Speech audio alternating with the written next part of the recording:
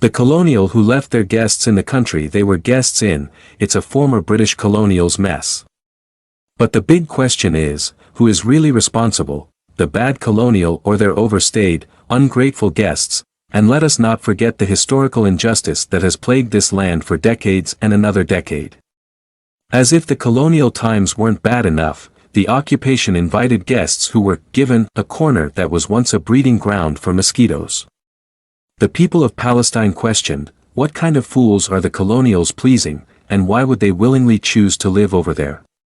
This should have been the time for them to leave, yet now they come with one more condition: the Palestinian elders must comply to obtain their freedom from the occupation. And they agreed to give away that corner, accepting it.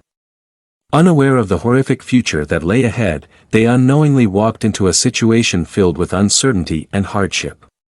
And just after a period of good times and generous hospitality extended to those who called themselves the children of Israel, it became evident that their presence in Palestine was not merely for a temporary visit during significant holidays. The truth revealed itself as they pursued occupation, gradually claiming 90% of Palestine and imposing their control with a massive occupation. This is the story of guests who have overstayed their welcome for 75 years. The people of Palestine have endured the presence of those who claim what is not rightfully theirs. Encroaching upon their lands, their homes, and their dignity, just as history has taught us, the burden of ingratitude lies heavy on the shoulders of those who fail to acknowledge the hospitality they were once shown. Yet, the Palestinian people have continued to extend their hands in the face of adversity, hoping for a peaceful resolution, hoping for justice. But today, we must raise our voices against this injustice, against the occupation that has lingered for far too long. We must hold those responsible accountable for their actions, for their disregard of human rights, and for the suffering inflicted upon an entire nation. To the world, I ask you to open your eyes and ears to recognize the plight of the Palestinian people. Their struggle is not a distant tale, it is a reality that unfolds every day, every hour, every minute. We cannot turn a blind eye to their cries for freedom, for self-determination, for the right to exist without oppression. To those who claim power and influence, I implore you to take a stand. Do not let political agendas overshadow the principles of justice and equality. It is time to rectify the mistakes of the past, to rectify the consequences of an occupation that has caused immeasurable pain and suffering. And to the people of Palestine, I say this: your resilience is unmatched, your spirit unbroken. Your struggle for freedom and justice has inspired the world. Do not lose hope. For in unity lies strength, and in perseverance lies the seeds of change. Together, we must work towards a future where occupation is replaced by a free country Palestine and also Jerusalem, where the rights of every individual are respected, regardless of their background. We must strive for a world where the scars of the past serve as a reminder of the importance of peace, empathy, and understanding. Let us stand together, shoulder to shoulder, until the day comes when Palestine is free. Until the day comes when the guests who have overstayed their welcome finally leave, and the Palestinian people can reclaim their rightful place in the world. Yes, I have previously emphasized the importance of finding a middle ground. However, as we all know and as you are well aware, the entire city of Gaza has been subjected to relentless bombings. The world remains divided, and unfortunately, the hospital has been relentlessly targeted by airstrikes to the point of being reduced to rubble. The city now teeters on the edge of complete destruction.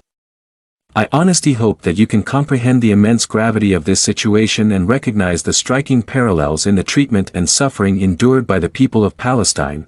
In unity and with unwavering determination, we will overcome. The path ahead may be arduous, but our ultimate destination is one of justice and peace. Freedom is not given, it must be taken. Together, we will script a new chapter, one that echoes the triumph of the human spirit and the victory of a people who refuse to be silenced. The time for change has reached its tipping point. It is an urgent call that resonates across the globe. Enough is truly enough. In this critical moment, we must rally together to free Palestine from the shackles that bind it. I implore each and every one of you to embark on a journey, whether physically or symbolically, to witness the struggles faced by the Palestinian people firsthand or to stand in unwavering solidarity with them from afar. As I reflect upon the events that have unfolded during my lifetime, I am filled with a profound sense of shame. How could such injustice persist while the world watches on? It is a stain upon our collective conscience, a reminder that our humanity is tested not only by our own actions but also by our response to the suffering of others. Let us not forget that history will be our judge. The actions we take today, or fail to take, will be etched into the annals of time. The world's gaze is fixed upon us, and our role in this pivotal moment will shape the narrative of the future. It is imperative that we rise to the occasion, that we extend our hands in unity and demand justice for Palestine. Together, we possess the power to reshape the course of history. Through our collective efforts, we can pave the way towards a world where freedom, dignity, and equality are not mere aspirations, but tangible realities. The liberation of Palestine is not an isolated struggle, it is a fight for justice that resonates with every person who yearns for a more just and compassionate world. So let us seize this moment, with unwavering determination and unwavering resolve. Let us stand shoulder to shoulder, amplifying the voices of the oppressed and working tirelessly to dismantle the structures of oppression and apartheid.